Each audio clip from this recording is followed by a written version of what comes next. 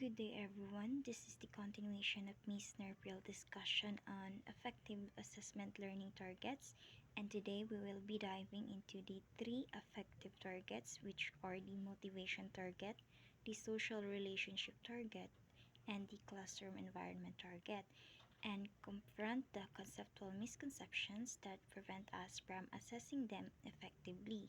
Here are our intended learning outcomes. At the end of the lesson, students will be able to first explain the concept of student motivation by defining the two factors in the expectancy X value framework and contrasting them with the concept of intrinsic and extrinsic motivation. Second, illustrate the application of social relationship targets by providing a specific classroom scenario that demonstrates the difference between peer relations and cooperative skills. And third, evaluate the three major conceptual misconceptions related to affective targets, the motivation, the social relationships, and classroom environment by contrasting each myth with its realistic impact on cognitive learning. Now let's start with the motivation targets. But before that, I want you to take a moment and ponder this question first. What is the difference between a student who works hard because they genuinely love the subject and one who works hard only to avoid failing the class? Keep this thought as we define the motivation.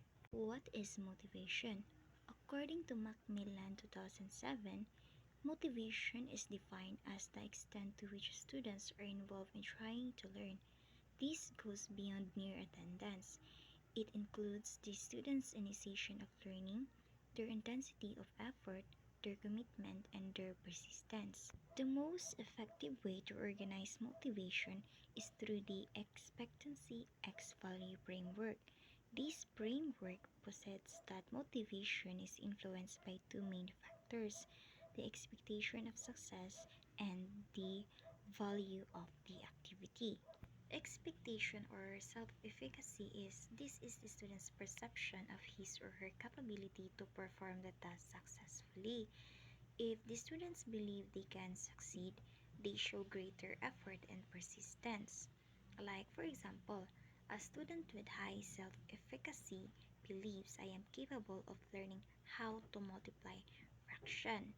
If the students with high self-efficacy, they seek challenging tasks, persist, and expect success. However, pag low yung self-efficacy ng student, yung students is avoid niya yung task or give up easily because they believe they lack the capability. Sa values naman is these are self-perception of the importance of the performance. Dito is ginavalue ng students yung importance ng isang task or ng isang performance. Ang example dito is a student with high value believes it is important to know how to multiply fraction. Now, if we connect the expectation and values using the expectancy X value framework, this will be the outcome. Example, student choosing an advanced math class. Expectancy, he believes he is capable of succeeding in the class. Dito pa lang sa expectancy niya is high self-efficacy na yung student for that math class. And also, sa value, makikita mo pa lang na high din yung value niya kasi he enjoys solving math problems and finds the subject interesting.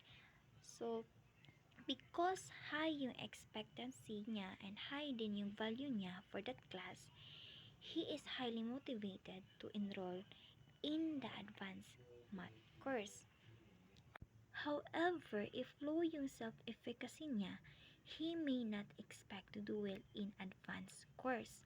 And also, if low din yung value niya, even if he could succeed, he may not see the point if he finds it enjoyable, important for his identity, or useful for his future goal.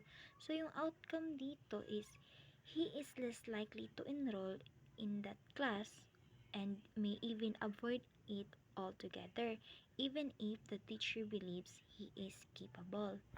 Now let's address the question we pondered earlier. Motivation can also be categorized by its source, the intrinsic and extrinsic. Intrinsic motivation is this is when a student does something because it is inherently interesting, enjoyable, or challenging. It is tied to a mastery orientation, meaning the focus is on the growth and competence.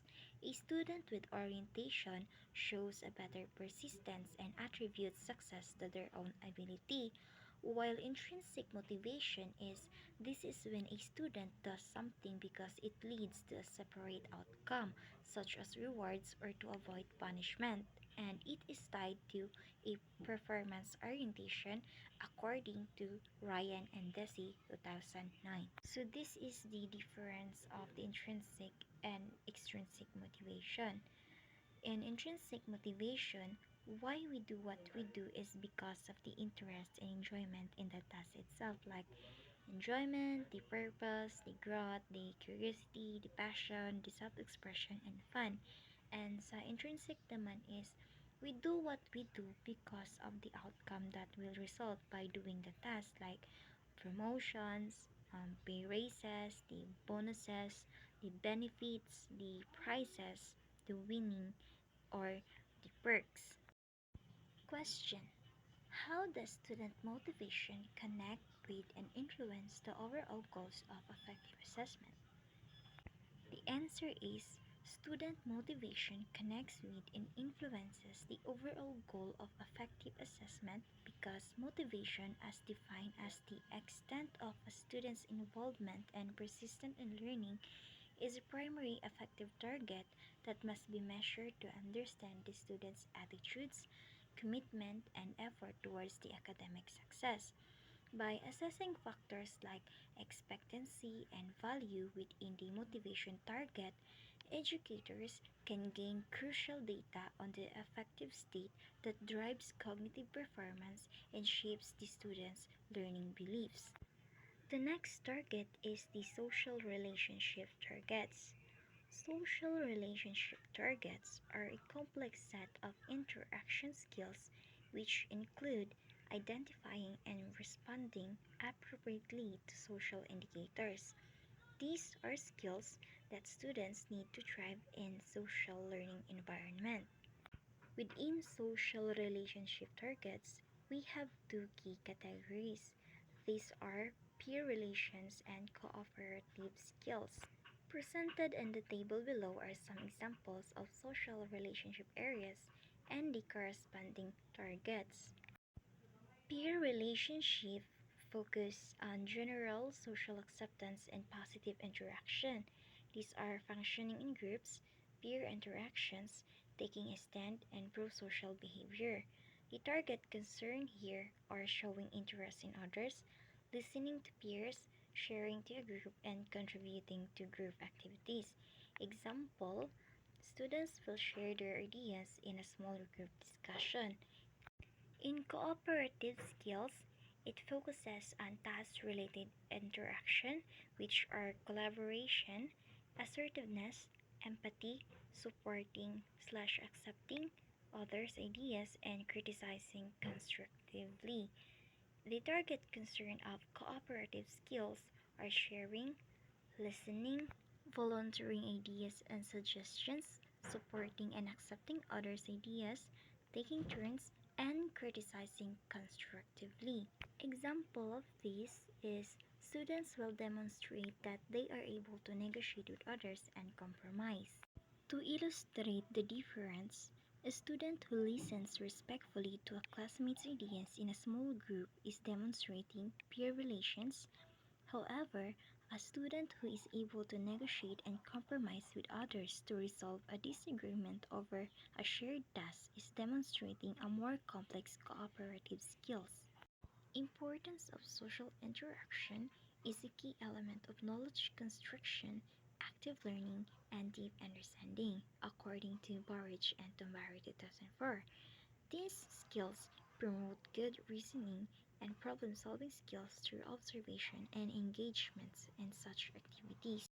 Finally, we look at classroom environment targets. The classroom environment is the climate established through factors that affect how students feel and interact. As an affective target, the learning environment must seek to establish feelings, relationships, and beliefs that promote a positive classroom environment. A supportive classroom environment significantly affects student motivation by impacting their sense of belonging, competence, and autonomy. So these are the key characteristics include according to Macmillan 2007. First is the affiliation. Affiliation is this is the extent to which students like and accept each other. Second is involvement. This is the extent to which students are interested and engaged in learning. Third is task orientation. This is the extent to which classroom activities are focused on the completion of academic tasks. Fourth is cohesiveness. This is the extent to which students share norms and expectations. Fifth is competition. This is the emphasis on competition between students. Sixth is favoritism. This is whether each student enjoys the same privileges. Seventh is influence. This is the extent to which each student influences classroom decisions. Eight is friction. This is the extent to which students bicker with one another. Nine is formality. This is the emphasis on imposing rules. 10 is communication. This is the extent to which communication among students and with teacher is honest and authentic. And 11 is warm. This is the extent to which each students care about each other and show concern. So how classroom environment affects students' motivation? A classroom environment significantly affects students' motivation by impacting their sense of belonging, competence, and autonomy. Another question is how classroom environment affects the general attitudes, beliefs, and values of students in learning math. The answer is the classroom environment profoundly affects students' general attitudes, beliefs, and values in learning math by establishing the norms for success, struggle, and interaction. These elements determine whether students approach math with confidence in a growth mindset or with anxiety and avoidance. So now let's go on the core impact on learning. First is the core impact and attitude. The classroom environment directly shapes students' affect towards mathematics. Example, a supportive environment cultivates enjoyment and interest, whereas a punitive one can lead to math anxiety and avoidance behavior. Next is the core impact on beliefs. The classroom environment teaches students what they believe to be true about mathematics itself and their own capability. Example is beliefs about ability or the mindset. With this, the environment fosters either a fixed or growth mindset. And the last core impact is on values. The classroom environment dictates what is valued in the learning process, shaping how students approach tasks. Example of this is it dictates what is valued. If only the final quick answer is rewarded, students will value speed. If the process is valued, they will value persistence and deeper learning. To wrap up, let's address the third learning outcome by clarifying three major misconceptions about the affective targets. So the first misconception is about misconception of motivation target and effect. The belief here or the myth is the motivation is a fixed state or personality trait. Example is Jeremy is unmotivated in math or students are either motivated or they're not. In the reality, motivation is not a fixed trait. It is a dynamic state that can be directly influenced and nurtured through effective teaching practices like highlighting the expectancy X value component. The second misconception is about the misconception of social relationship targets and effect. The myth here is the social relationship targets are soft skill that are secondary to and separated from cognitive learning, where in the reality, social interaction is a key element of knowledge construction and deep understanding. Skills like collaboration and conflict resolution are essential to success in any group based academic work. The third misconception is the misconception of classroom environment targets and effect. Here, the myth is equating a positive physical space with a supportive emotional climate. The misconception statement is if the classroom is colorful, clean, organized, and has an appealing poster, it automatically meets the classroom environment target and will foster positive student effect. Where in the reality, um, a positive environment is defined by its emotional climate, characteristics like warmth, affiliation, and involvement. A clean classroom with a high degree of friction or favoritism is not a positive, affective environment. To conclude, understanding these affective targets, the motivation, the social relationships, and classroom environment is essential because they are the foundation upon which effective cognitive learning is built. That's all. Thank you.